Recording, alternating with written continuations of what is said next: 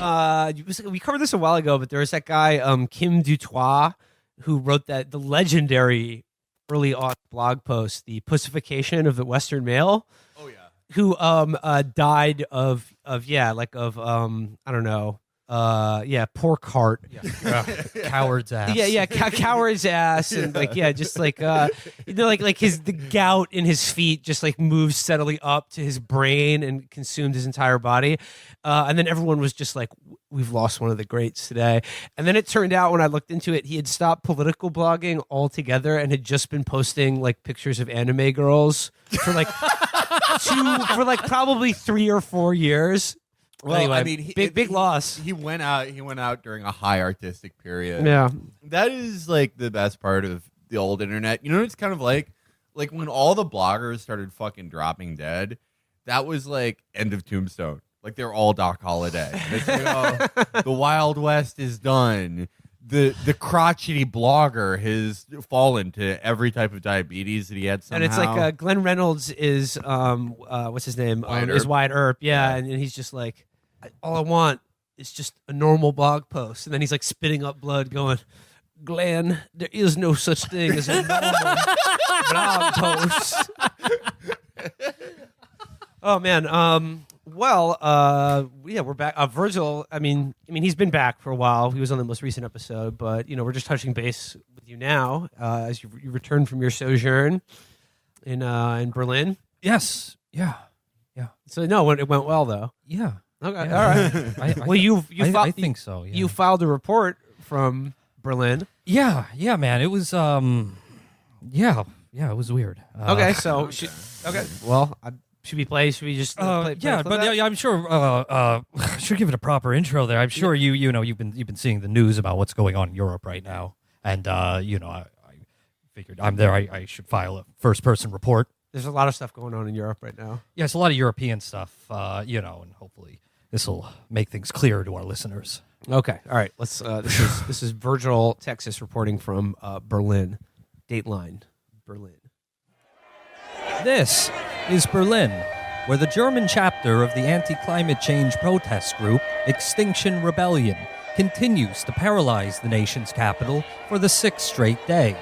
Shops are closed, schools are out, all transportation is shut down, leaving this city of 3.5 million at a total standstill. The crisis began on Monday when 12 Extinction Rebellion activists staged a daring bit of street theater in Kreuzberg, an interpretive dance performance of Bertolt Brecht's Life of Galileo, translated into the screams of dying animals. The spectacle was soon joined by over 25,000 red-eyed clubgoers who had just spent the past 72 hours disassociating in the cold concrete warrens of Berghain and Tresor. Re-emerging in the harsh light of day, they found not the sensible liberal democratic society they were familiar with, but streets populated by shirtless dissidents making discordant animal yells. Unstuck from reality, the clubbers accepted this new credo and added their voices to the cacophony. This burgeoning mob caught the attention of workers at Der Funky Beats factory in the Mitte district, where 200,000 rank-and-file DJs answered the call for a general strike, shutting down all production and provoking catastrophic beat shortages throughout the Eurozone. Desperate clubs in Milan, Amsterdam, and Lisbon have turned to counterfeit beats reportedly of Ukrainian origin. EU health officials warn that many of these ersatz beats have been cut with dangerously bad vibes, and thousands of clubgoers have been hospitalized with conditions ranging from rhythm loss to flashbacks to ego death. The beat shortage has wreaked havoc on the city's business perverts, all 600,000 of whom spontaneously walked off the job on day 3 of the crisis, without ketamine and Der Funky Beats to mediate their subjectivity with the hollow conformity of late capitalist society. These relatively high-income workers have come down with a terminal case of ennui, leaving Berlin's once roaring paperwork factories along the Spree eerily silent. On day 4, the unthinkable became reality when the business perverts defaulted on their scheduled payments to Berlin's 1.1 million piss pigs. The furloughing of these degenerate piss-crazy subs has sent shockwaves throughout the regional economy, And as more dominoes fall, EU finance ministers are shouting the alarm of a total Eurozone meltdown. On Friday, Chancellor Angela Merkel cut short her visit to Japan, where she was negotiating a €95 billion arms for hentai trade deal to address the domestic crisis. First flying to Krakow, then crossing the Polish-German border via motorcar in the opposite direction of millions of sausage-eared refugees, Merkel finally made it to Berlin late Saturday evening. There, she offered an olive branch to the 12 protesters, an invitation to join her cabinet and help write the nation's climate policy. Extinction Rebellion quickly released a terse response on their official Zanga. No thanks, we don't do politics. The word do in asterisks there.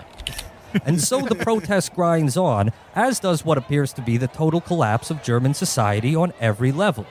Germany's neighbors are scrambling to limit their exposure to the contagion. In next-door France, President Macron has guaranteed payments to the nation's 60 million mistresses and gigolos in the event of an economic collapse. Conversely, the Italian government has chosen to meet Extinction Rebellion with brute force, deploying tactical units of street harassers and Tier 1 catcallers to every major city, vowing to terminate any climate protests with extreme prejudice against women and minorities. In the Eurozone's periphery, representatives from Greece, Ireland, and Portugal have scheduled a meeting to discuss a possible bailout package for Berlin. Hang on. Wait. Is that... Yes, I'm getting word that the leader of Extinction Rebellion Deutschland, Hermann Geck, is about to speak to the nation. Let's patch that in. Meine deutsche Kameraden, ich habe eine Challenge.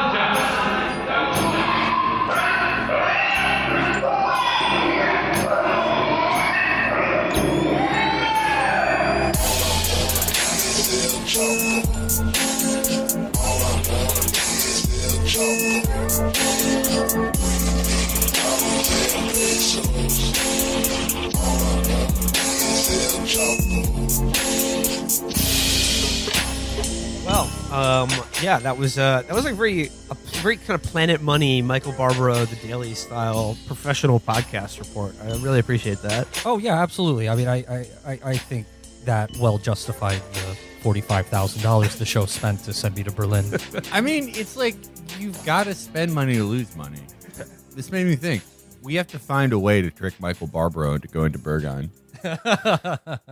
There are no seatbelts there. You know? Yeah, it's very unsafe. It's the most unsafe place in the world. Sven should not be discriminating against people wearing helmets. We should tell him that like a lot of like Jeb Bush holdovers from flyover states moved to Germany and their political club is Berghain. And just have him walk around there and ask about the destiny of the Republican Party. Yeah, I mean, they're German though, so they'll be like, I actually liked a lot of things that Jeb Bush said. He'll actually get an entire like article out of that if he isn't like terrified.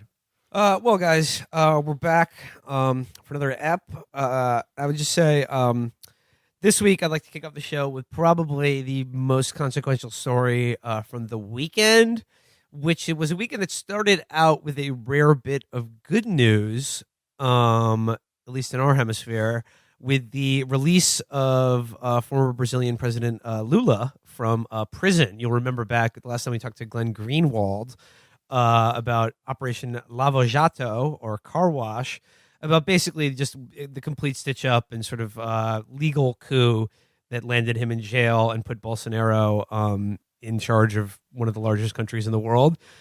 Lula was released from prison, but that brief high of something good happening in the world was then immediately counteracted by the actual military coup that just happened in Bolivia, where their president Evo Morales was asked to resign politely by the military and police after a lot of protests regarding allegations of election fraud and the end of he was allowed to run for president again after from what I understand, the Bolivian Supreme Court ruled that term limits were essentially you could do away with them. It wasn't right. Right. There were allegations that OAS had influenced that vote for the referendum on term limits, but yeah. I mean, I don't want to get too far afield of here. Like, this is we should probably talk to someone more of an expert on this. But the idea is, you don't need to be an expert to understand that, like, this is 1,000% a coup by the right wing of that country and the intelligence and State Department of this country. There are so many fucking, I mean, like, let's just go through some of these reactions I've seen today. And, like, these aren't from, like, Elliot Abrams types. These are from people who work at Vox, The Atlantic, New York Times. Like, these are like good liberals in America who are all finding a way. Like, for instance, New York Magazine. The unseemly end for Bolivian President Evo Morales serves as a cautionary tale of what happens when world leaders remain in office for too long. So yeah, it's about term limits. That's why the military literally. It's the same thing as Michael Bloomberg. You got yeah. it. Let's see. It was there's also another one of my favorites, Yasha Monk or whatever the fuck that guy is. Said here, Evo Morales' resignation is not a coup. It is one of the few big victories democracy has won in recent years. This is my favorite part. Both leftist dictators like Venezuela's Maduro and far-right populists like Hungary's Orban should be terrified by it. I can't wait for the CIA op against Orban. That's coming, right? Yeah. Any day now, guys. You think Orban is terrified of what his military might do should he win re-election again? No, yeah. It's just any fucking day now. Any day. Oh, wait, my other favorite, Clara Jeffrey of Mother Jones, says, wow, it's a very dicey situation in Bolivia right now, but like I hope democracy will, prevail. Did you guys see my favorite? You guys saw my favorite Brazil post ever made, right? Oh, right, yeah. So it's like a Wall Street Journal guy, like he's a reporter for Brazil specifically. So Lula da Silva he was ordered to be released from prison the other day, and there was like a great video of Lula. It was like Goku. 100G training environment. It was awesome. But it was like when he was flying to Namek. Yeah, it was 10Gs. So sick. It was Lula actually looks fucking good. But he quote tweeted and said, "You know what? I really like Lula and Bolsonaro. I think they're both great guys, and I think they just both want what's best for Brazil." And it's like, did you smoke weed for the first time in your life at like age 50? Like, what the fuck? But Clara kind of did one of those herself. It's pretty cool. Wait, yeah, this is Clara Jeffrey's thing was dicey times in Bolivia. Morales has taken several end runs around a democratic process, but let's hope it is a democratic process that succeeds him. I mean, what succeeded him is the military looting the presidential palace and stopping his plane from leaving the country after telling him that he. And again, I want to make clear here that like what's going on with this election is that Morales' party agreed that that they would abide by the OAS's like audit of whatever the final vote tally was, and the opposing party did not agree to that. And as soon as the military just stepped in, so it's pretty clear who's on the side of a democratic process in this, and just like. Overall, the thing to remember about Bolivia is Morales, has been president for a while there, but like under his time in office, he has actually cut poverty in half, drastically reduced poverty in that country and illiteracy, but also steadily grown the economy and avoided the kind of hyperinflation that plagues other governments and countries, like for instance Venezuela, when they try to do similar redistributive measures, right? So the fact that he's being removed from office by a military coup shows you that's exactly why it is so important to these people to remove him from office. Is not because like, oh, he's made his country like a nightmare, like they say about what Venezuela is like, but precisely because he has been successful in doing the kinds of like land and wealth reforms in that country that have made it a better, like it is in every way a better place. So that is exactly what's going on in Bolivia right now. And pretty much the entire liberal consensus is that he's a dictator, and this is a huge win for democracy, which should tell you, by the way, how they're going to react if America ever elects even a vaguely left-wing person president. Oh, yeah. It always takes something like a left-wing government being overthrown by the fascist military to unite everyone from the alt-right to liberals to libertarian Cato Institute guys. And the other really funny part about this, where Clara is like, very dicey. I hope whatever follows is democratic. Like, did they not notice the fact that like the guys who like went on TV literally they tore in half the like indigenous people's flag of Bolivia and put a Bible on top of it in the presidential palace and says, "We are claiming this country for Christ." It's just like, yeah, a bunch of guys wearing like, skull pins and all black just show up and they're like, "We are the state now." And they're like, "God, I hope these guys are good." They seem nice. Yeah. I hope they're nice. I hope this is better than what they're replacing. So yeah, I mean, like all these people can't possibly all be that stupid. Like maybe Clara is, but like the most of them I think are just covering for what they truly believe in, which is like, if democracy puts in charge compliant, market-friendly neoliberals, then we love democracy. And if it doesn't, then it's a dictatorship. And, we like for the good of, freedom or whatever, we have to, again, it's always a good sign when the police are celebrating a popular protest. Those you are know the what I best- mean? That's how you can tell yeah. like it's a good protest that like really represents the will of the people is when the cops are helping it to happen. That's the absolute like platinum level take. I saw was the one that was like, wait, so the army and police aren't the people? That's awesome. I mean, I'd like to do a show that goes more in depth about like what actually happened in this election and also Morales's actual career in that government and some of the things he's done in that country. But like, suffice it to say, there is a time for nuanced analysis of political leaders you may admire that blah blah blah. Oh, like maybe they're not as good as you thought, et cetera, et cetera. Now is not one of those times. No. And anyone trying to tell you or like thread that needle about being like, well, I don't support the military doing what it did. We do need to have a conversation.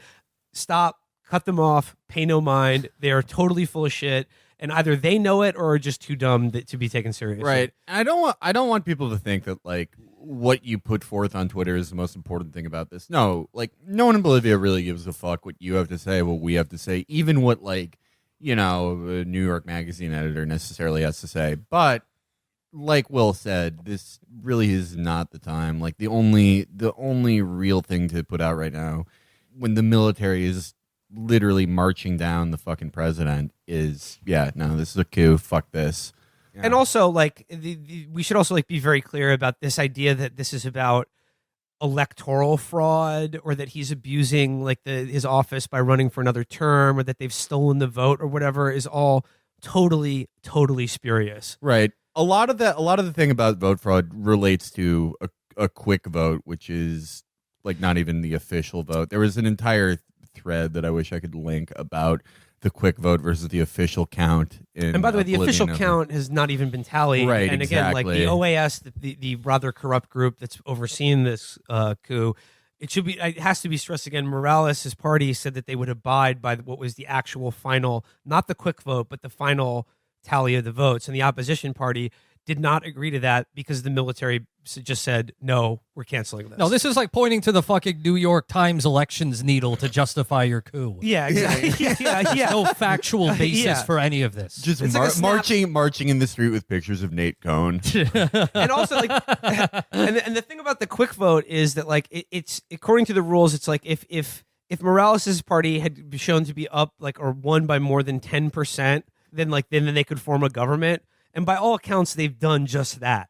Yeah, So like this idea that the opposition party like actually got more votes. So we're talking about like a difference of like 10%, which there's a threshold that they've basically cleared by most accounts. Right, and people who know way more about this than me said it's actually like extremely statistically likely that those last counted votes would skew heavily towards Morales. And again, when Bolsonaro and Trump are both taking victory laps over this, if you're a liberal, like maybe like what does that tell you that you're sipping out of the same toilet as they are? Isn't that the most nuanced take? That Yeah. Donald Trump is a mentally ill criminal who needs to be in prison, but also his State Department and his whims should dictate the governments of the world. This is another thing that is also related to South America, but is very much in the same vein. This is a news story I saw that I knew I had to share with you guys.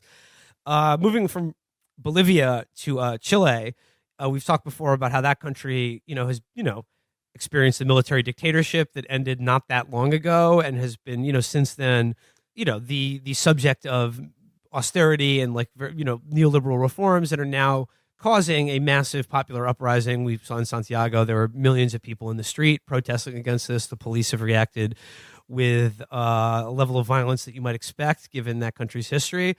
Another group of people who you would expect also to react violently to this, George Mason University-trained libertarian economics professors. Yes, also them. Headline in the Washington Post, a California economist loves neoliberalism. When Chileans started protesting it, he opened fire on them. This is, okay, I'm just going to read here from the Washington Post. John Coben, a U.S.-born economist and former member of a neo-Confederate group, is so passionate about a free market and about Chile that he has devoted the past 2 decades to marrying the two. But Coben's unusual story took a violent turn this weekend when he drove through one of the many crowds that have paralyzed Chile in recent weeks as they protest income inequality and the high cost of living. The 56-year-old was arrested Sunday, police said, after he repeatedly fired a gun into a crowd in the beach-tide town of Reynosa, seriously injuring at least one person. I did not do anything wrong, Coben said in a video filmed just before his arrest. It was He did a vlog before his arrest for fucking trying to murder protesters. It was That's very dangerous, amazing. very scary time for me. Thankfully, I had my gun to be able to defend myself. After speeding his pickup truck through a crowd of people, video of the scene shows Coben shot his gun at demonstrators 5 times. It's not enough for just a fucking triangle-titted cunt in a polo shirt to do this in America. He has to go to another country to do this. Well, here's the interesting thing about this story is that this guy has been living there for years now and has literally founded what he found called Galt's Gulch. And he tries to get libertarians to move to Chile because who are sick of big government and political correctness in America. And he's tried to create a sort of intentional community in Chile because he views it as the world's best laboratory for neoliberalism, largely because of his extreme and devoted admiration for General Augusto Pinochet. Well, it's going great, John. You guys are really fucking, yeah. It goes here, even as Chilean government reshuffled its cabinet and increased taxes on the wealthy, crowds have continued to rail against decades of neoliberal economic policies, including the privatization of water, highways, and the pension system. It was those policies that first made Chile an attractive destination for staunch free market Americans like Coben. A professor with a PhD in public policy, he moved his family to Chile in 1996, setting up a business to help other recent arrivals from the Anglophone world and teaching courses at Andres Bello National University. In the United States, he had grown sick of political correctness, eroding family values, and high taxes, and his attempts at political relevancy had proved futile. He had participated in the League of the South, a neo-Confederate hate group, and failed in his libertarian bid for a U.S. congressional seat in South Carolina. Days before the election, he was arrested on charges of domestic violence. This guy is like libertarian final boss. This guy checks every box of someone who lists economics as their number one hobby and interest. This is the libertarian Azora High. Yeah. So, but check this out, though. In Chile, however, he emerged as a prolific conservative commentator, hosting a talk radio show called Red Hot Chile. Oh, God. Mm-hmm. Traveling to every major town. That's a violation of the NAP right there. Bro, you just violated the NAP. bro, you're losing contract counterparties. Traveling to every major town around the country and remarrying a Chilean woman, he dubbed himself the biggest neoliberal in the entire country. Cool. In parentheses, Chilean media outlets would later describe him as a white supremacist. In 2012, he helped 3 other Americans found a libertarian compound in the mountains, Galt's Gulch, named for the fictional capitalist haven in Ayn Rand's Atlas Shrugged. Coben quickly split and founded a competing sustainable farm and libertarian compound called Freedom Orchard. He seceded from Galt's. Yes, he did. And there's another profile of him that Mother Jones did a couple years ago, before he started shooting into crowds of people, where he just spews invective at his former partners who founded Galt's Gulch and calls them traitors and scoundrels at the highest order. But I hate it when the homies turn statist. No, so he was the original founder of Galt's Gulch. Now he split and has founded the Freedom Orchard. Man, isn't that how just every podcast falls apart? Yeah, I hate it. Don't you hate it, fellas, when your girlfriend makes you go to the Freedom Orchard every fall? so fucking boring, dude.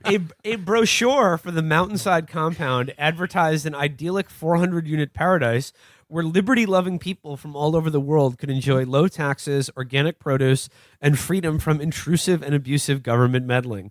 One group, however, was not welcome in his orchard: liberals from the United States. "You've already messed up your country," Coben told Mother Jones in 2014. "We don't need you." In countless interviews and letters to the editor, of course. That's where the best opinions are. He also expressed particular admiration for the anti-communist policies of Augusto Pinochet, Chile's disgraced former military dictator. Coben established ties with Hermógenes Pérez de Acer, a widely read and to his opponents widely reviled conservative newspaper columnist known as one of Pinochet's most prominent defenders. In an undated video circulating on social media, Coben had even spoke about eliminating the communist plague. On Sunday, it seems as though he got close. In a since-deleted YouTube video he sent to his followers, Coben recounted how he had been driving to a gun range when he stumbled through protesters in Reynosa, a beachside resort town about 20 minutes north of Valparaiso, the country's third largest city. According to Chilean news reports, about 2,000 people were protesting along a main road, partaking in a tactic where they stopped cars and asked drivers to dance with them as a show of solidarity. Coben, wearing a neon yellow vest, refused. He started speeding through the crowd instead. As Coben tells it, the mob began banging against his pickup truck when he took out his gun and loaded it. He was fending against the possibility of assault, he said, as he began firing. "I was in fear for my life, being attacked by a violent mob," he said. Video of the incident, however, showed a largely isolated vehicle moving past the crowd. After Coben opened fire, a barefoot protester threw an object towards Coben, who responded with more shots in the directions of the demonstrators. One of his bullets hit someone in the thigh, reportedly landing that man in the hospital. As footage of the incident circulated around Chilean social media, Coben was identified and doxxed. His address and phone numbers released on social media. His phone was ringing off the hook, he said, as police came to his home to arrest him. This is like the perfect coda to this. Late Sunday, another trace emerged on social media. Coben had taken a selfie with the police officers who arrested him. So yeah, that is this guy was actually educated. He came out of the George Mason University. Shocking. Yeah. And one of his mentors there was another like well-known like neo-Confederate segregationist, like eugenicist libertarian, but I repeat myself. It's like, why do all these libertarians, neoliberals? I mean, it's like kind of all this. Why do they all end up like this? It's weird. Yeah, it's like, I don't know. We should just give them Death Valley or something. I mean, it's not, I guess, necessarily the worst thing we export into the world, though it's among it. It's one of them. It's one of them, yeah. But like individual libertarian. We should just, give them some uninhabitable part of America and tell them to do Gulch there. Like, no taxes, you do whatever, but, like, only there. Only in a place that's 110 degrees year-round. I just want to know, though, like, where are all the people who call themselves neoliberal, like, self-identify as that? Where are they to defend this guy? Because I've been saying it's crickets from them when, like, he's a political prisoner, obviously, right now. The protesters violated the NAP. And, he's just there. Like, he's just lives in that country to support free markets. So now he's possibly going to be thrown in a dungeon for the rest of his life just because he shot a bunch of unarmed people. So, I mean, if you have neoliberal, if you have that little globe in your display name on Twitter, I think you need to be, showing out. I figured it out, by the way. The Morales thing was mask off for it. I realized that all that little subculture of weirdos who call themselves neoliberals as a political identity, they're just like alt-right people with more boring memes. Like, instead of Groypers, they just have like bar charts and shit. I mean, it's like, I mean, this is a little horseshoe theory. What's a bad lefty meme? A bad lefty meme, it's just 87 paragraphs. It's just like, it's like a picture, like a stock photo image of a boss, and it's like, I like to extract the profit from your wages. I'm bad. Kill me. I don't want Gritty to fucking crump on me. Blah, blah. Somehow it just takes up the entire image. That's what a neolib meme is like. No, I don't think I think they just do graphs. I think Virgil is right. It's not fun. No, I mean, like, there needs to be like the National Endowment for the Arts, like under a Sanders administration. It should bring back like socially awkward penguin. Like Success Dog, like all the bullshit from 2009, because it's better than what we have now somehow. Well, the New Deal, they gave out grants and they hired all of these writers and painters and journalists and so on. to go around the country and do things like, collect narratives from sharecroppers and last living slaves, things like that. And you can, there can be a modern version of these New Deal programs if Sanders gets his wish and we get, a guaranteed job and full employment of some kind of like modern day meme archivist. We'll go out into, we'll go out beyond Brooklyn. A Studs Terkel figure. Yeah, to document the memes. Yeah, because we need people to go out into the hinterlands of the country where the memes are not as advanced as they are here in Park Slope. No, people in West Virginia are still probably using Rage comics. Oh, yeah. But we need to preserve like our artistic heritage, I think. So yeah, that's a bit of the news from South America. Just to start out the show, pretty much. Are we having fun yet? Yeah, it sucks. Feels bad. It's just terrible. Feels really fucking bad. And I think it just needs to be stressed that like Morales was such a threat because his government has been so successful, not just in reducing poverty, but also like growing the economy of Bolivia in a way that like the Wall Street Journal would tell you like you have to do. But like but also did like highly did measures of that. Really did do real redistribution of wealth and power. And again, like I don't get who all these people are who are just like, why do lefties always have to make it about the CIA? And it's just like, well, when a fucking military is overthrowing a popular socialist government in Latin America, what do you think is going on? These people act like the OAS is some kind of neutral think tank. Yeah. Yeah, it's like a neighborhood association. And I mean, yeah, like, and it's like, oh, if you want to be real specific about it, it's like, oh, why don't you just call it a coup by the right wing, like oligarchical landowning class of Bolivia? And it's just like, okay, fine. Who do you think's backing them up? And you think they could have got away with it if they didn't have like, the go ahead from, let's say, larger concerns? I'm not saying that you have any obligation to know things. You certainly don't. And frankly, I kind of suspect that knowledge just brings misery. But that being said, if your instinct is to side with the police and the military, you're just mask off, revealing who you truly are. Right. And, especially to like just the average guy, you really don't have to pretend like, you have a nuanced take on what you may think has been like election fraud or anything like that. You really don't. Who cares? Just be against it. It's fine. No one's looking for you. Like maybe if you post about it, you'll get a reply from someone named like Joanna and then 38 numbers, and it's a fucking stock image of like a woman with a headband. But that's it. That's fine. You can deal with that. With all the tricks and tips we've given you on replying to people on Twitter by now, you should be able to deal with that. It's fine.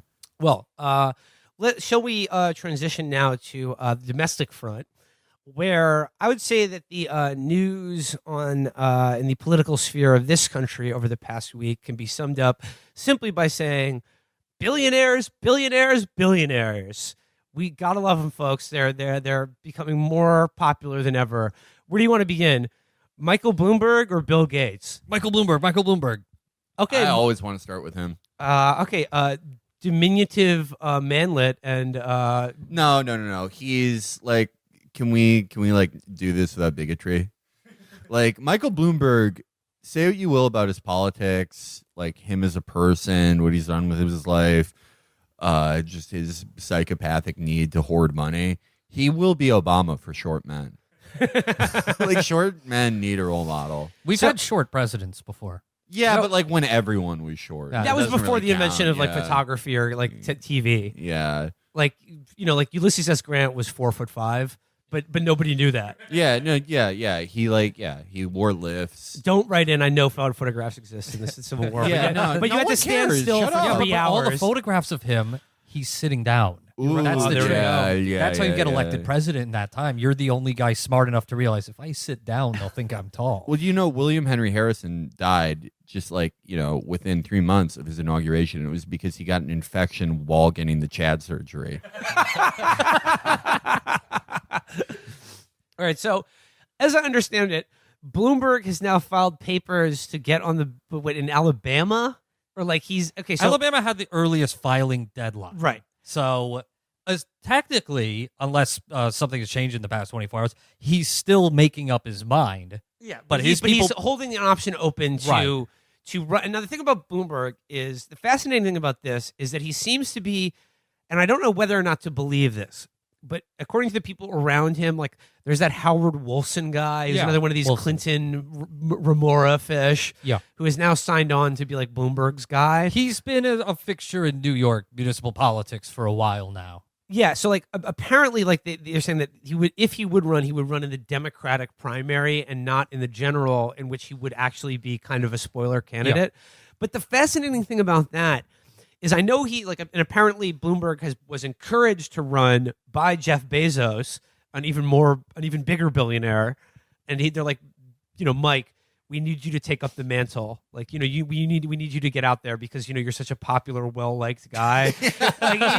He's the most likable face of billionaires in America. Mike, give them that old Bloomberg charm. Everyone knows. Oh, by the way, Bloomberg was mayor of New York for how many terms? 3. The military didn't intervene then. That's true. Yeah. Oh, yeah. But yeah, so the fascinating thing is okay, so if he ran in the general election, like the conventional wisdom would be like he would be the type of spoiler candidate that would sort of ensure Trump getting a second term, right? It would probably hurt the Democratic. It would probably hurt the the right? But running in a Democratic primary, I mean, tell me if you disagree. Like, it's very hard for me to see how him running in the Democratic primary at this late in the game would do anything other than take votes away from Joe Biden, Pete Buttigieg, and like it would redound only to the benefit of Sanders and Warren. Oh, absolutely, absolutely. Because the thing is, a poll recently came out. The fastest poll that came out showed that if Bloomberg ran, he'd get like 4% of the vote. That's where he'd start out as. Kind of similar numbers as Tom Steyer, the other billionaire who's already in the race. And the thing is, the people, the presumably affluent primary voters who would vote for Bloomberg knowing nothing else, not when he's not even running, hasn't even made up his mind yet, like none of them would vote for Sanders. Like, this is just continuing to fracture the anybody but Sanders field, which obviously benefits Sanders then. Yeah, no, I mean, I would enjoy seeing it. If he's just doing the primary, like, go for it. I want to see, like, Mayor Pete flustered because it'll be like Pete with Biden, where he feels like he has to respect him, but they're occupying the same lane. Yeah. And, Bloomberg, with a late entry, with all of this money behind him, he's worth, what, $54 billion. $54 billion? Yeah. Yeah. Doing what? The terminals. We don't need the terminals anymore. That's like a thing from the 80s. I use it every day. I use it. I wake up. I put in an option to buy Swiss francs. I'm losing approximately $175,000 a month because I don't know anything else, and I'm just doing trades that I read about in Bonfire of the Vanities. But it's about it. It's about investment. It's about EBITDA. It's about markets. It's about, you put the pull option where the put is, and the only thing that comes out, you fudge the numbers, pure profit, bing bang boom. You 100%, yeah. You got your interest rates, boom. You fucking hit that currency swap, bam. You're doing arbitrage, boom. You're doing like currency trading, but you're only trading like Deutschmarks and francs that don't exist anymore. Can I have some of the Siamese king marks? Do I send death threats through the Bloomberg terminal? Yes, I figured out a way. So he cuts himself a big check, and he goes negative, and he attacks, the people whose votes that he needs, specifically Biden, Buttigieg right now, and some Warren voters.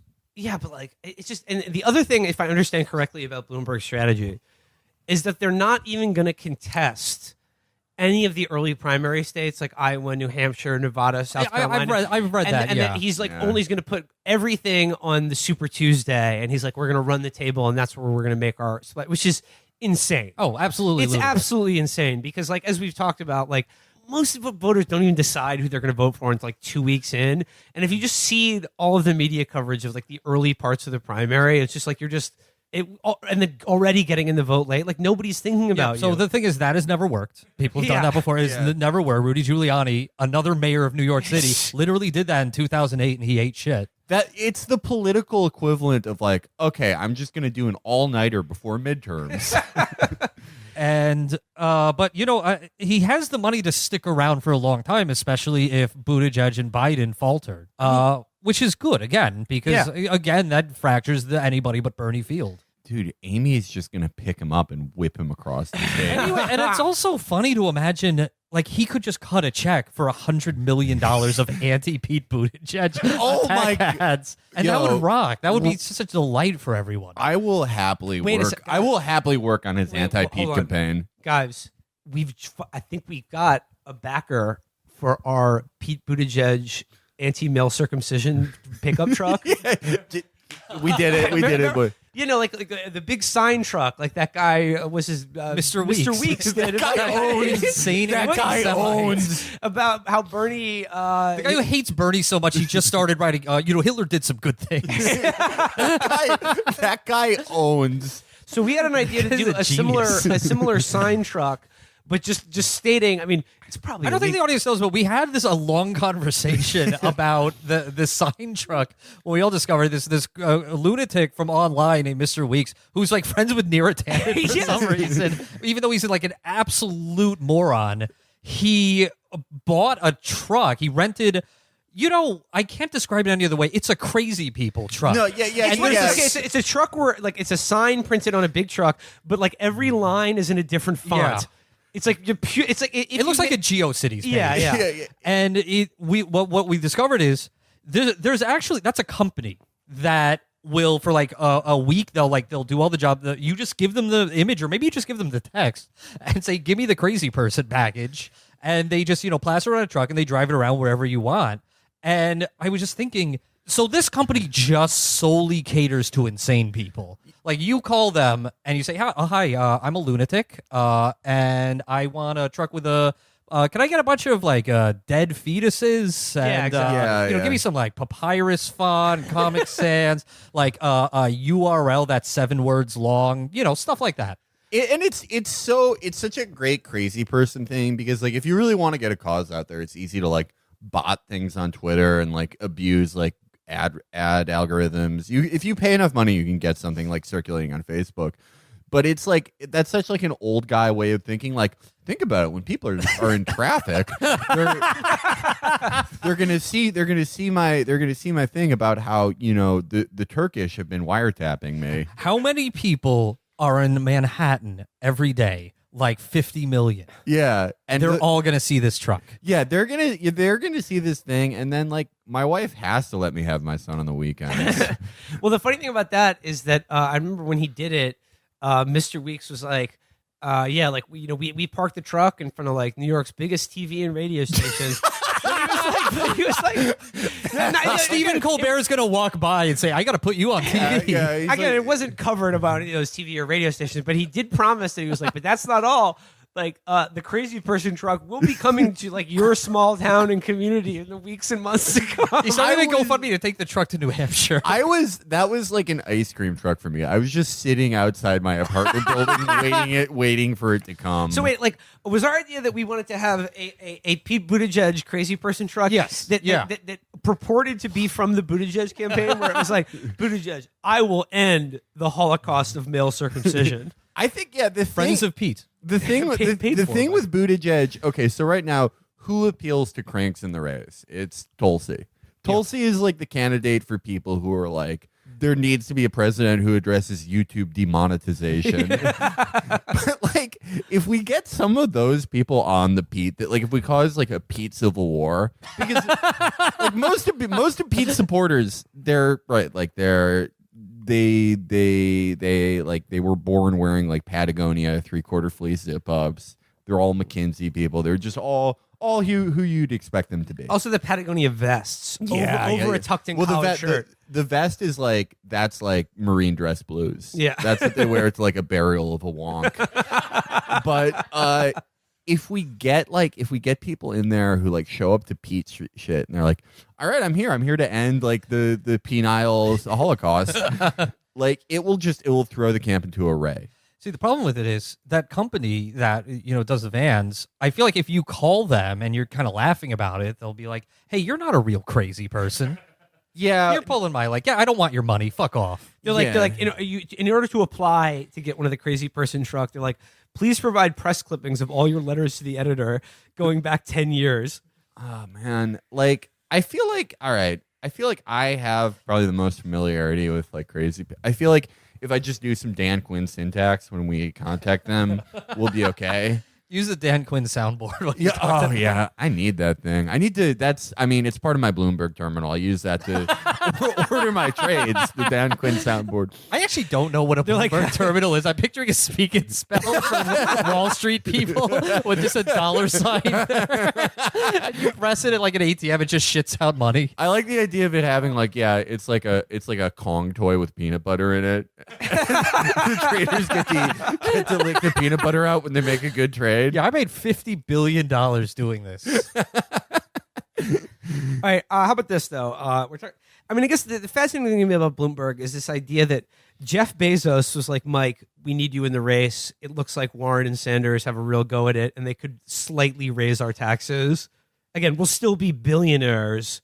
Isn't the idea that there are all these billionaires out there who have so much money they're going to waste it all on a vanity presidential campaign, but the idea that money would just be taken from them in taxation is just like they can't bear it? Like, doesn't that prove that they need to have this money taken away from them? Well, I mean, the argument that we've seen this past week is that they know how to give away their money.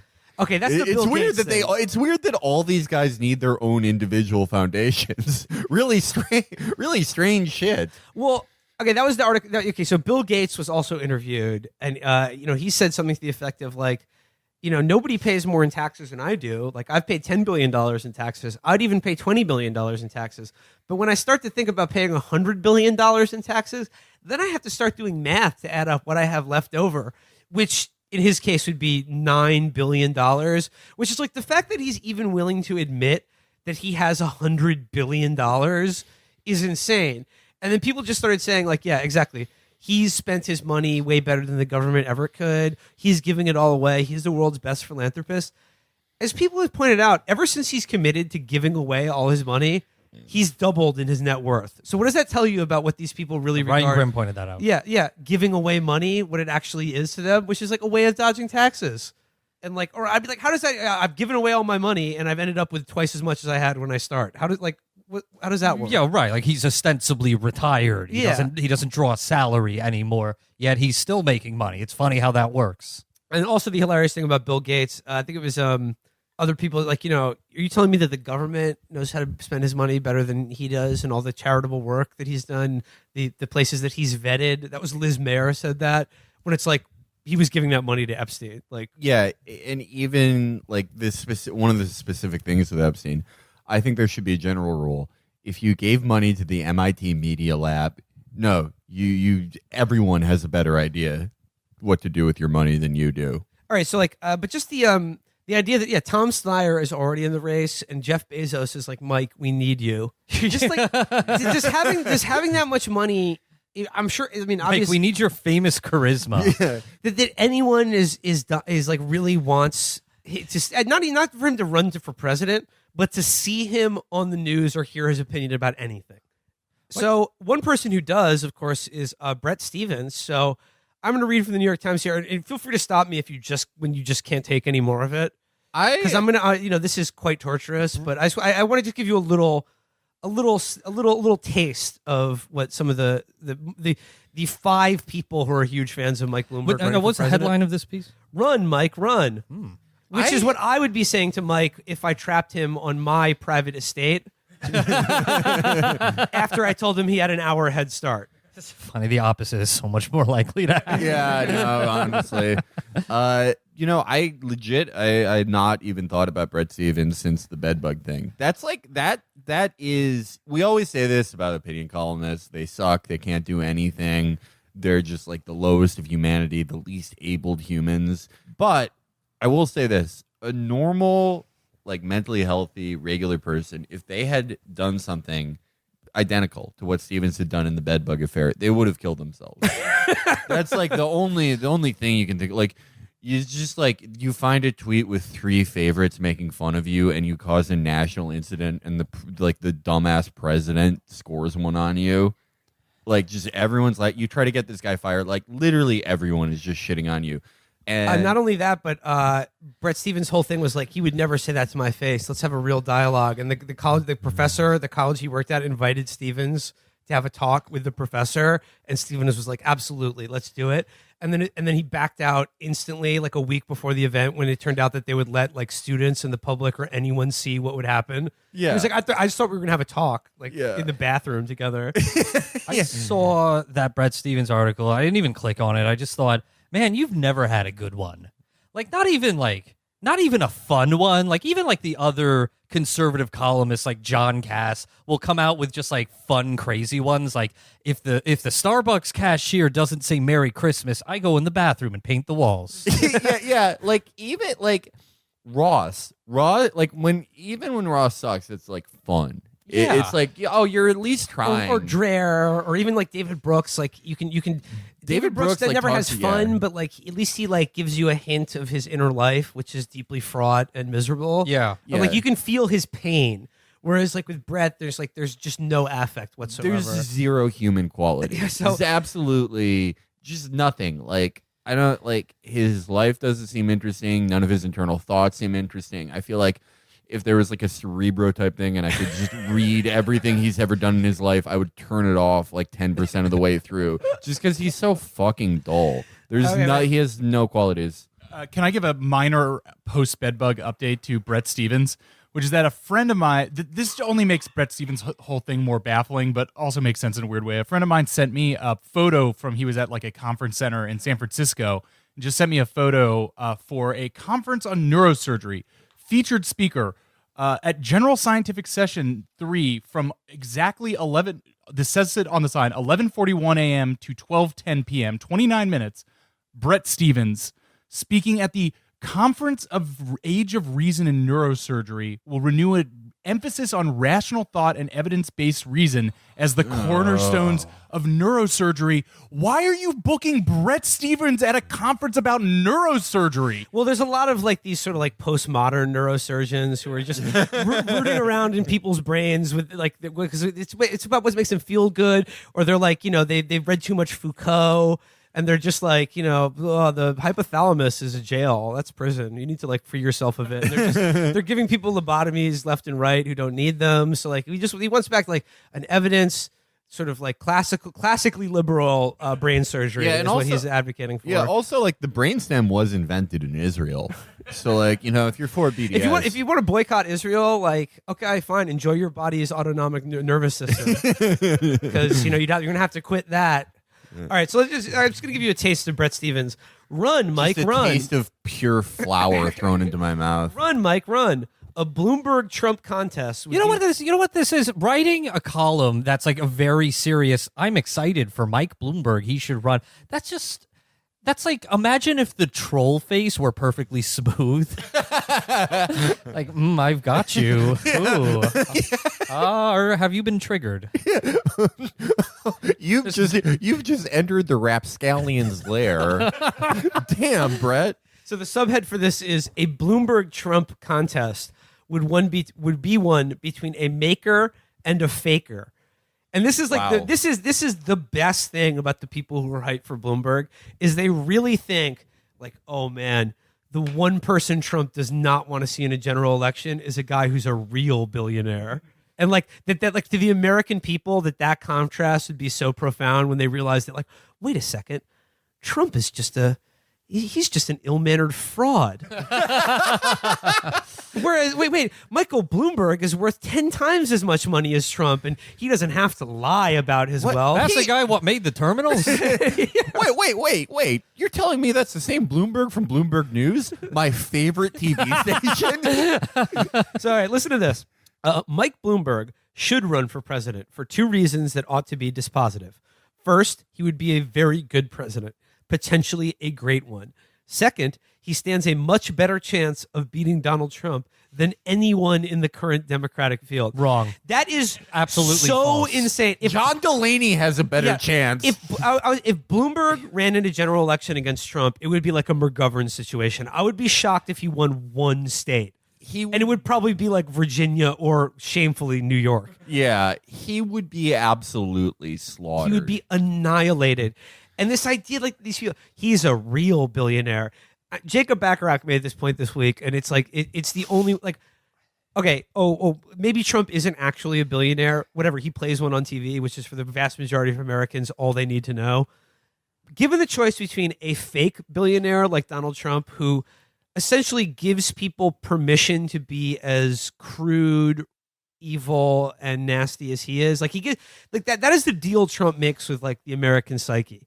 Is that like in his own behavior, he grants people permission to be as vile as he is and sort of live out in publicly their worst instincts that they feel like up heretofore, like they had to choke on or like, like hold back in public or sort of in polite society. Whereas Bloomberg is the real billionaire who just won't even let you drink soda or blast cigs. Like he doesn't give you permission to do anything other than grovel before him, eat healthy, and just work hard. Whereas Trump is just like, at least he lets you eat. Like he's gonna fuck you over. He's obviously a fraud, hates you, but at least he gives you permission to be an asshole, which is what I really think many people truly want out of not at least just life. He takes you out to a nice dinner. I mean, he's going to leave before the check comes, but you're still eating the dinner. Yeah, Bloomberg. I mean, the only reason to actually support Bloomberg is because you want Escape from LA to become real. That's it. I really think if Bloomberg were the nominee, he won't be, but if he were, it would actually irreparably split the Democratic Party because a solid quarter of the party would at least hesitate before voting for him. And I think at least 10, 15% would just say, no, it's a bridge too far. No, yeah. The main question is whether Democrats are inclined to allow the former New York City mayor to save them from themselves. Until last week, the conventional wisdom was that they weren't so inclined. Then came the New York Times upshot Siena College poll showing Trump competitive with or ahead of Joe Biden, Bernie Sanders, and Elizabeth Warren in the 6 battleground states that will likely decide the 2020 election.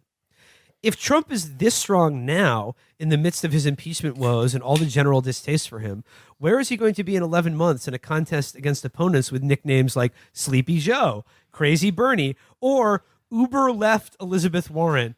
This guy has no feel whatsoever for anything. So like what? Mike, but it's impossible to come up with a nickname for Mike. He could never call him Little Mike. Yeah. Tiny Mike. Small Mike. Small Mike. The small bean was very nasty to me today. I want to put you in my pocket. You're so tiny. But like Sleepy Joe, Crazy Bernie, but then he's just like, oh, Brett, you need to finish strong with the third one here. Comedy rule of threes. Uber left Elizabeth Warren. That phrase would never come out of Trump's mouth. There's already a Warren nickname. It's Pocahontas. Yes, exactly. He goes, but the case for a Bloomberg candidacy is stronger and infinitely simpler. In a field divided between politically feeble centrists, unelectable progressives, and one talented but awfully young small city mayor, he can win. How so? Because his money raising instantly neutralizes the Trump campaign's formidable fundraising advantage. How? Well, he can spend money on a campaign. No shit. I mean, he could cut himself a check for $50 billion. Fine. But he's not going to. Did Trump do that? No. Trump actually bought the presidency for a song. Because he also neutralizes Trump's strongest re-election argument, which is that whether you love me or hate me, you've got to vote for me. The right's charge sheet against today's Democrats is that they hate capitalism, hate Israel, hate the cops, think of America as a land of inequity, and never met a tax or regulation they didn't love. Yeah, so fuck them. Against Bloomberg... Fuck them. They're assholes. They're wrong. You don't need them. Against Bloomberg, it all falls flat. They will. They've never characterized anyone as a raving far left lunatic, despite there being no evidence. They didn't do it to John Kerry. They didn't do it to fucking Hillary, who is pretty much everything Bloomberg is, save a couple things. They wouldn't just lie. They wouldn't just say communist mayor Michael Bloomberg. He's been mayor of New York City. Yeah, like that's all. And by the way, Brett's so fucking. Brett is like. You ever see, like, we were talking about this before we started recording, like those epic threads people do where it's like they're just arguing against a straw man. It's always like, well, like, even a conservative wouldn't argue something this, like, sort of tawdry and stupid. They would go for something else. But, like, Brett is. Brett is just like a fucking straw man. He's a training AI for like tedious liberalism.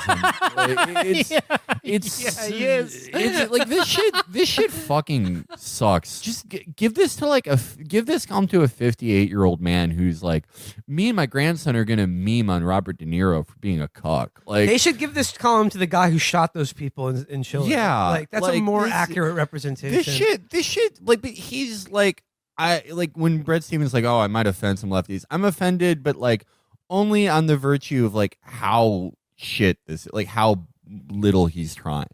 Just real quick, last Or maybe he's trying as hard as he can in his little fucking walnut brain. This is all he can accomplish. If Matt were here, he would correctly point out that the position of New York City mayor, despite being probably one of the biggest executive offices you can hold in the country, like if you're mayor of New York City, like as an executive position, you have more power, authority, budget, everything than like most of the states, like most of the governors. The second hardest job in America. Yeah, in America. But like it is the kiss of death for any national political office. It's never happened, despite a couple like truly pathetic attempts like John Lindsay or whatever, and now most recently de Blasio. Mine was, by the way, he was wrong on one, that because his contention was New York City mayor has never reached higher office, being governor, senator, or president, or vice president.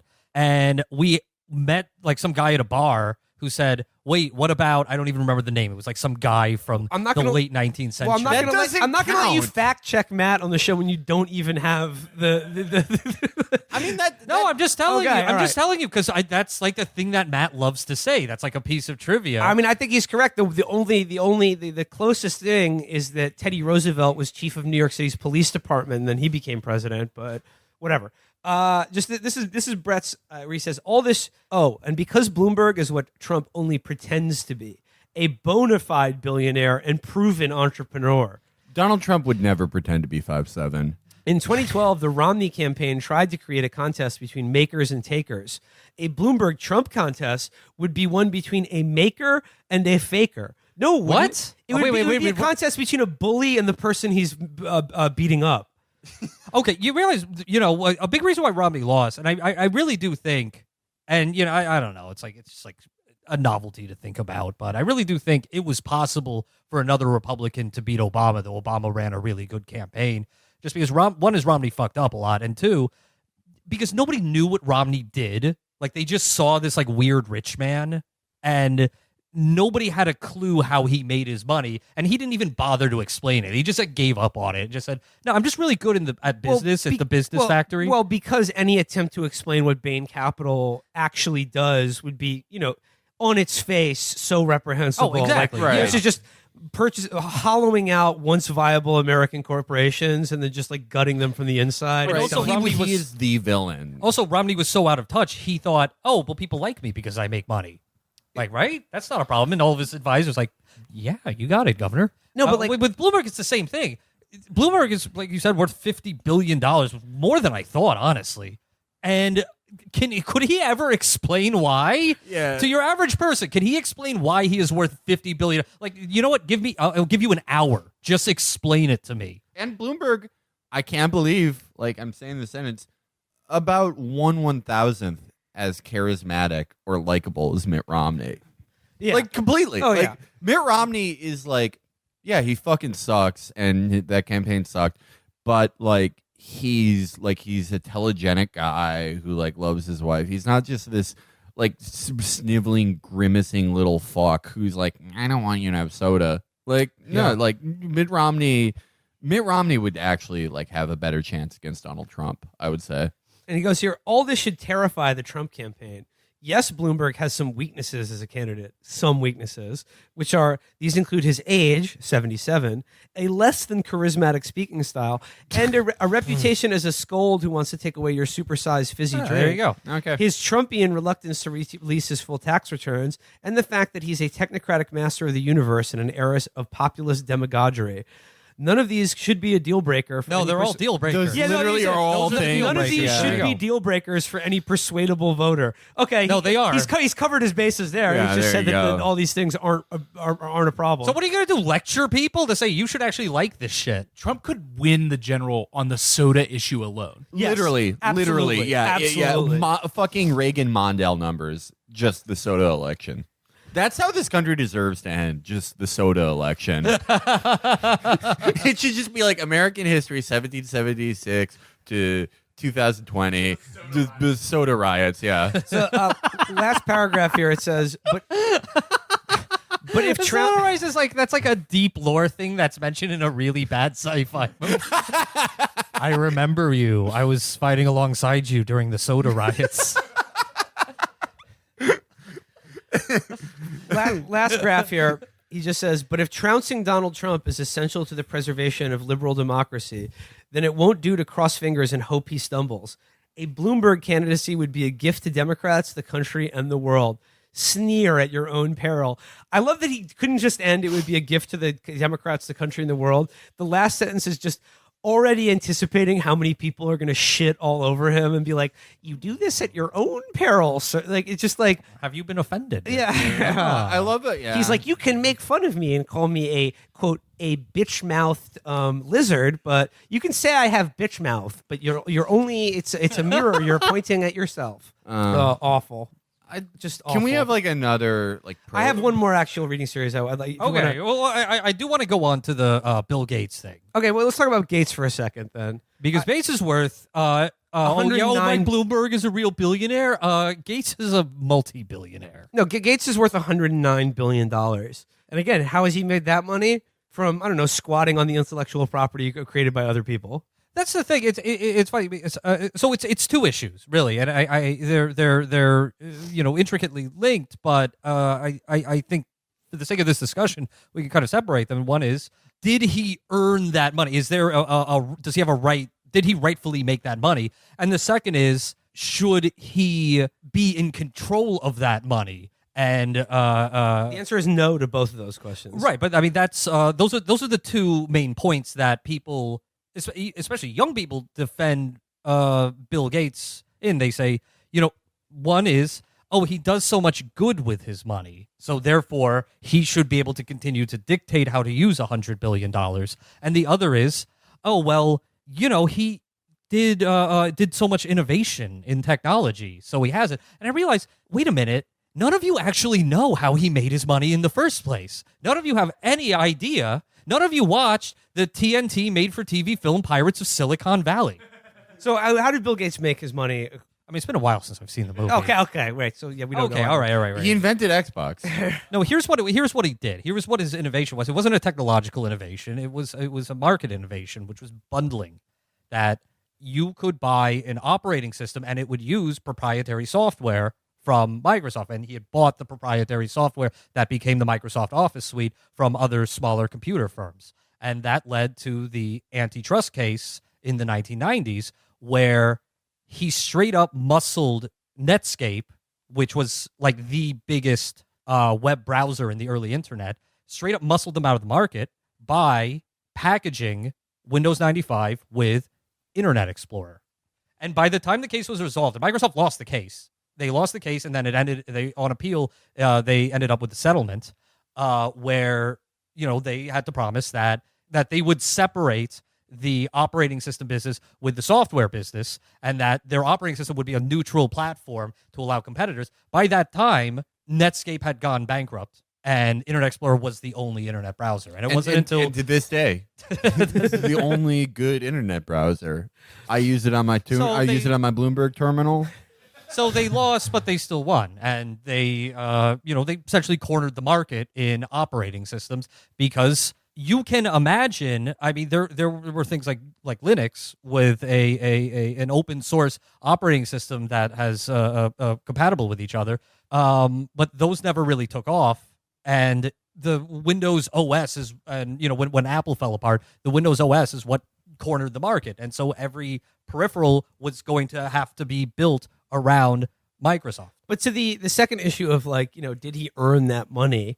This is another thing. The thing is, he didn't sit there and write the fucking source code for MS-DOS. But even if he fucking did, I would say let's say even if he did, I would say that nobody ever has earned $1 billion, because when you're talking about that much money, it's like either you inherit it, you do insider trading, or like you're just like you can't earn that much money without the work of like thousands of other people. But the Horatio Alger fantasy is that even if you come from nothing, you can work really hard, and maybe you have a really good idea, and you're rewarded by the economy for having a good idea. And in practical terms, that is just not what happens, and that's not what happens with Bill Gates. He didn't invent computers. He didn't invent operating systems. He was just a cutthroat in the market. But like again, if you're talking about Bill Gates or Steve Jobs or any of these people, like a thing that's bothered me for a long time is like, yeah, especially among like young people and shit, who all just talk about them like they're geniuses. And like to the extent to which they are, their only real genius is in like marketing and business shit, which I don't regard to be like worthwhile human endeavors. No, not at all. Right. It could be the leading cultural cancer of the last 30 years, in fact. If we're going to, say that financialization set a horrible course for the economy and just the lives of everyone, you can say the same thing about what marketing and the marketization of the culture has done for the exact same time period. Well, he made a shitload of money, so fuck you. He wins. He did it. Well, I mean, to be fair, the only young people who like make those posts are like people who are doing like drop shipping fraud. So, yeah. So the second argument that people make is, he gave billions of dollars to charity, devoted himself to his international charitable foundation.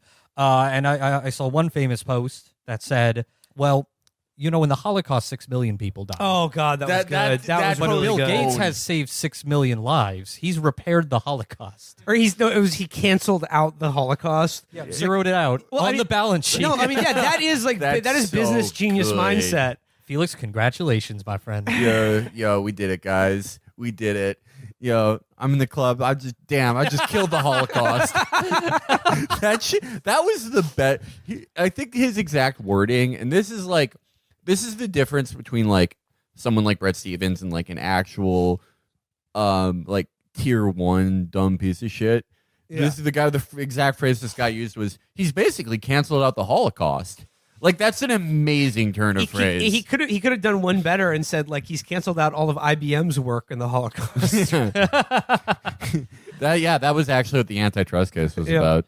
It kind of was. Sort of. Well, IBM was involved. Yeah. But the basic point to make here is, okay, why should one man get to decide how to use $100 billion, which is an immense amount of productive capital, and why should that not be under Democratic control? How about just like, I mean, like again, $1 billion is so much money that like I think most people don't even really understand the difference between a billionaire and a millionaire, because like a lot of people are like, ugh. Well, our minds cannot process that information. Like, Bernie says that he doesn't want billionaires to exist. Like, you're talking about yourself, buddy. It's like, what is he going to do? Write 1,000 other books? Like, the difference in being like having $1 million and having $1 billion is like astronomical. And the idea that like what Bill Gates said is like, I start doing math, and if you tax like me at the rate of $100 billion, what would I have left over? And as I said earlier this week, the answer is more money than you could ever spend, use, need, or like it just. There's no way that your children, their children, or like generations of your family could ever not be wealthy. That's what that much money means. There's nothing you could do that would stop you from being wealthy. No, he didn't do $100 billion worth of labor, nor did he contribute $100 billion worth of innovations, of technological innovations, which even if he had, like, again, if he hadn't done it, some other guy would have. Right. All right. Well, I know we're going long, but I have one last thing for us to do. And let's be honest, I mean, there was some fat. I do also have one other piece, which is, it's something in the back of my mind, and I saw somebody else actually pointed this out, that there's something about the Michael Bloomberg thing, and then the dust up about Gates, it's just a little fishy to me. And the fact that when Gates said that about the wealth tax, he wasn't talking about Bernie's wealth tax, which is far, far more punitive to him, which would take far more than Elizabeth Warren's wealth tax, which is more of a haircut. But he singled out Elizabeth Warren. And the media cycle became Warren is a threat to the billionaires. He's a threat. She is a threat to Mike Bloomberg. She is a threat to Bill Gates, to that whole class of people, which... well, not as much as Bernie is. No, I think you're totally right about that, and I think there's a lot of kayfabe going on here. And that's really the only threat about Bloomberg entering the race, if it really is, I'm just going to be the heel and I'll go on the debates and I'll just make it a big point to be this the anti-Warren, to be this like sick, simpering, like nasally asshole who like I'm just going to play Mr. Burns on fucking television so I can be the heel to Liz Warren's face. No, I think there's a good amount of that. It's a very much a don't throw me in the briar patch sort of wealth tax. But then you saw here. you got to see the two candidates' responses to Bill Gates, and Warren's was one of those treacly, annoying fucking political tweets. Now that's why don't we meet for a beer, Bill? Yeah, and Bernie's was billionaires should not exist. Right. Yep. Well, there you go. Pretty easy. Pretty straight fucking forward. I got one last thing here. We're going long here, but this is connected to what we were talking about earlier. This is courtesy of another New York Times shithead, David Leonhardt, titled "Wake Up, Democrats! You won't beat Trump by taking unpopular positions." And I just want to read David this Leonhardt, because just see if you can like discern any actual content in this besides the idea that the popular Democratic positions are in fact unpopular. Wait. David Leonhardt is a New York Times guy? Yeah, he is. This is part of his newsletter. So maybe this is a wake-up call that Democrats need. My old colleagues at The Upshot published a poll yesterday that rightly terrified a lot of Democrats.